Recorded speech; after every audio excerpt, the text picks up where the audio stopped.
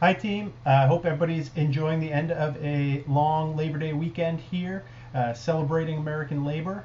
I've had a great time this weekend watching the start of college football with my wife and son, so excited to get back at it here, get back to the Google Ads business. All right, so jumping right in, what I want to talk about today is Google's customer match feature. It's a really important feature. It's been around for a while, but just recently, in the last couple months here, Google's rolled it out to a lot more accounts, and I'll tell you about that in a second. So what it is really you're able to upload some of your first party data, so customer email addresses, customer phone numbers that you've been collecting through, whether it be your newsletter or if you're collecting those on purchases on the site. You're able to upload those into Google, and Google will match them to various online profiles that they're tracking, and allow you to retarget with various messages, whether it be a display ad while people are browsing around the web in general, or YouTube ads while they're watching videos on YouTube, or a number of different things you can do with that. So why that's really important, and what's really great about that is, one, it's going to allow you to use that first party data, which is so important, because you're collecting this.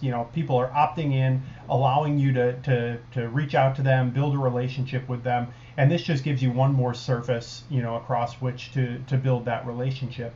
What's really cool about this, so you can set up your Google Pixel to capture when somebody hits the site, and typically you'll do that with an audience history of 30 days or 90 days, somewhere in there. You can do it for a longer period, but that's typically what we see and how we use it for retargeting purposes. What's cool about this, though, is you can target different customer groups. You can segment the list yourself, so you can say, okay, let's go ahead and take all the people who've ever purchased from us, or people who've abandoned carts, or different things like that. And typically you'll be able to look over a longer period of time. So you might say, hey, we have regular retargeting efforts that will show our display ads based on the cookie, based on people who've visited in the last 30 days. So just to say top of mind, we'll put some ads in front of them. But let's go ahead and use our customer match audience to target people who made purchases around last holiday season, in this upcoming holiday season. That can be really valuable. So a lot of these people may not have been at the site within the last 30 days or last 90 days, so you're not going to have them captured in your kind of cookie-based audience. But this gives you an opportunity to reach out to people who have been good customers in the past. So that's what's can be really valuable about this list. So some of the things to be aware of when you're using it. So how it works is you're going to upload a list. Essentially, it's a CSV file with, you can provide email. I think you can do first and last name, phone number, and the zip code. And Google's going to take all that information into account. The more you provide, you could do it just emails, but the more information you're able to provide, the better chance that Google is going to be able to match them to targetable profiles. And Google says that, I wrote down the number here, they say between 29 and 62% is their expected match rate for most lists. They say if you're substantially lower than that, that's a good indication that you formatted your CSV wrong. In practice, we've actually seen quite a bit higher than that, oftentimes in the 80% match rate, 70 to 80% match rate. So I'm not sure where those figures come from in the documentation. But what's really important, what you really want to do is make sure you're only targeting people who have given you permission to use their email address and to target that way. So people who've subscribed to your list. Certainly don't upload any email addresses of people who've either unsubscribed or asked you to remove them from the list. And definitely don't use any lists that you purchase. So if you just bought a bunch of random emails for something, first of all, it's probably not going to be that valuable of a list for you to be targeting, even in your cold email outreach. But in general, definitely do not use that for customer match. So that's just some of the compliance things. One more thing in terms of kind of how it works.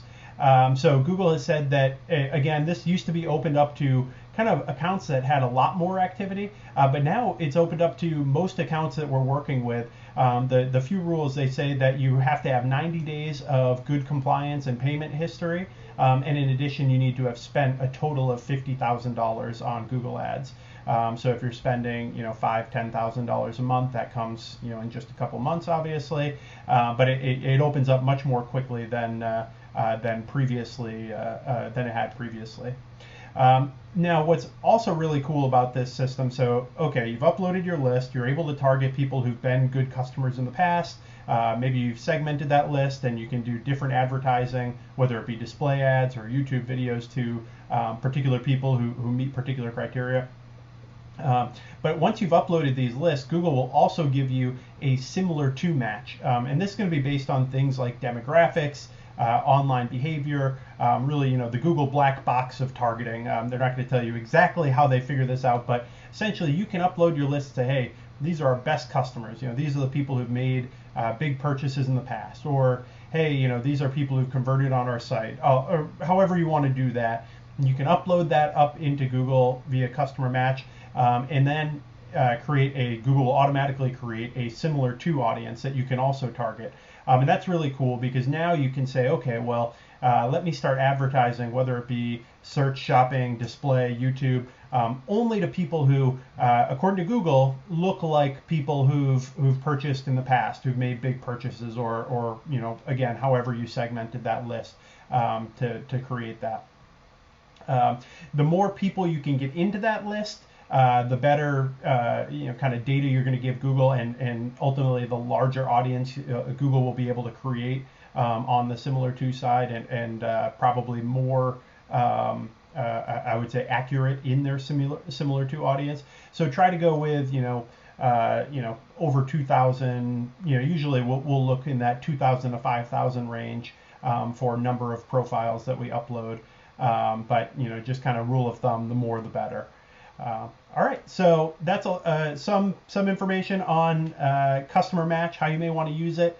Again, especially as we're planning for the holiday season coming up here, it can be really, really valuable to target people who've interacted with your business in the past, but maybe haven't been there, within a recent enough period to have jumped into your cookie audiences. So that's how we'd like to use it, and a really powerful tool that's been opened up to a lot more accounts now. So I really suggest you give it a shot. All right, let me know if you have any questions, and I'll be back with a new topic soon. All right, bye-bye.